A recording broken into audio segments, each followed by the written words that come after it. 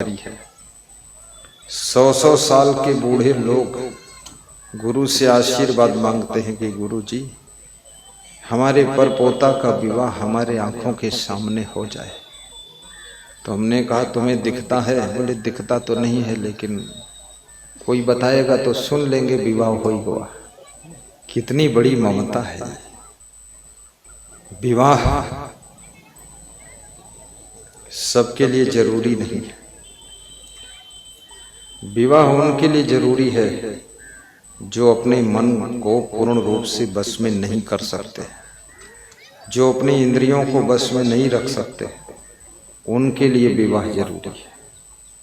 विवाह उनके लिए बिल्कुल जरूरी नहीं है जो अपने मन को बस में रख सकते हैं, जो अपनी इंद्रियों को काबू रख सकते हैं। विवाह कोई रसगुल्ला नहीं है। विवाह बहुत झंझट का काम है। विवाह में बहुत आफत है। विवाह में बहुत जाल जंजाल है। विवाह में बहुत दुख भी है। विवाह में बहुत बड़ा बंधन भी है। पति पत्नी जो 7 फेरे घूमते हैं, ये 7 बंधन 7 फंदा लगते हैं। छूट नहीं पाओगे, मरने के बाद लाश निकलेगी। बीच में जिंदा जा नहीं सकते हो। 12 जयराम में ही जयराम हो जाएगी, राम राम। ये समझ लेना। हंस हंस कर विवाह करोगे, रो रो कर जिंदगी बिताओगे और टेंशन कर कर के मर जाओगे। अब विवाह के बाद सुख कोई पाया नहीं है, तुम भी नहीं पाओगे। स्टाम्प ले आओ, लिख कर दे दो, सुख नहीं मिलने वाला है। विवाह हुआ उसी दिन से दुख बढ़ जाएगा। अभी तो अकेले दुखी थे, अब पत्नी आएगी, पति पत्नी दोनों मिलोगे, डबल दुख। 2 बच्चे हो जाएंगे तो 4 दुख, और 2 बहुएं आएंगी तो 6 बल दुख, और पोता पोती 4 हो गए तो 10 बल दुख। और इतना दुख झेल नहीं पाओगे तो तुम मर जाओगे और दुख लेकर चले जाओगे। कौन सुख पाया? तुम्हारा मन कहता है शादी करूं तो जरूर कर लो, जो होगा देखा जाएगा। और यदि मन होता है साधु बनो तो जरूर साधु बनो, उसमें भी जो होगा देखा जाएगा। कुछ भी नहीं होगा, जो सबका होता वही तुम्हारा होगा। सबका देख लो, वही तुम अपना होगा, वही समझ लो। लेकिन संत होना सुख प्राप्त करने का रास्ता है। सही संत, नकली संत से सुख नहीं होता। और गृहस्थाश्रम, यदि गृहस्थाश्रम में भक्ति है, ध्यान देना राम नरेश नेपाल वाले, भक्ति है तो दुख आधा हो जाएगा। यदि विवेक है तो दुख 75% कम हो जाएगा।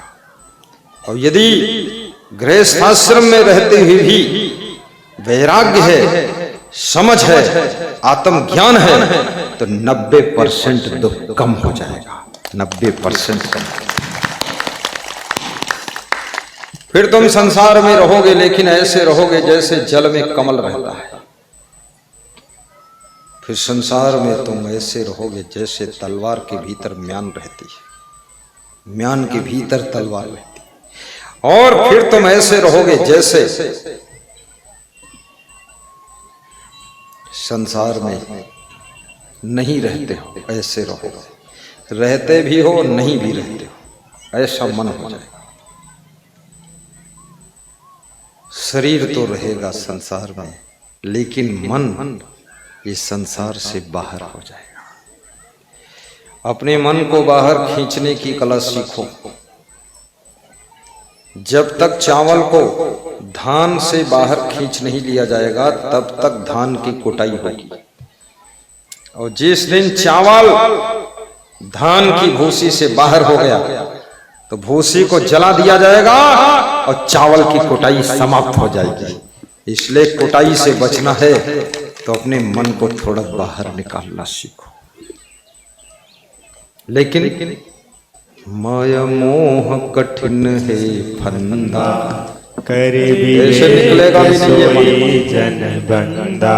अरे घर छोड़कर तुम चले जाओगे काशी बनारस अयोध्या प्रयागराज, बाबा जी जैसे कपड़े लपेट कर घूमोगे, माथा में तिलक लगाकर, गंगा के किनारे बैठ करके तुम रोगे घर की याद करके। कितने लोगों को गंगा के किनारे रोते हुए देखा मैंने। साधु जैसे कपड़े भी पहन लिया, तिलक लगा लिया है, गले में बहुत माला है, लंगोटी खो बैठकर बांधा है, लेकिन घर का मोह आ रहा है तो गंगा किनारे बैठकर रो रहे हैं, घर की याद आ रही है। ये मोह दूर चले जाने से भी छूटता नहीं है। इसलिए याद रखना, हजारों अमेरिका और लंदन और दुबई में बैठे हुए लोग भी मोह में रोते रहते हैं। मोह तो भीतर है, बाहर से दूर गए तो क्या गए। इसलिए व्यासवादी समझा रही है, घर में रहकर भी मोह को कम कीजिए, ममता को घटाइए। निर्माण मोहा जित संग दोषा, अध्यात्म नित्या विनिवृत्ति कामा। नित्य अध्यात्म में रमण करो, नित्य सत्संग सुनो, नित्य ध्यान करो, नित्य व्यायाम करो और नित्य दान करो। अध्यात्म नित्य, आध्यात्मिक बनो। नित्य व्यायाम करने से शरीर स्वस्थ रहता है, नित्य ध्यान करने से मन पवित्र रहता है और नित्य ज्ञान सुनने से आचरण शुद्ध होता है और नित्य दान करने से धन की शुद्धि होती है। धन कमाने में बहुत पाप भी हो जाता है। 10वां अंश दान करना चाहिए, शास्त्रों में लिखा है। फिर तुम्हारा 10वां कोई करे न करे, जो 10वां अंश दान करता है उसके मरने के बाद उसका 10वां करने की जरूरत नहीं, उसके 10वां की जरूरत ही नहीं, तेरा ही 10वां। 10वां अंश दान कर दीजे, जीवन अपन सफल कर लीजे। ज्ञान दान करो। कल मैं भोलन ठाकुर से मिलने गया, उनका स्वास्थ्य कुछ खराब हुआ है। भोलन ठाकुर से डॉक्टर ने बताया कि ब्लड की जरूरत है। तो हमने अपने साधुओं से पूछा कि आप ब्लड दान करोगे? तो 2 साधु तैयार हुए ब्लड दान के लिए, एक एक बोतल रक्त दान कर दिया।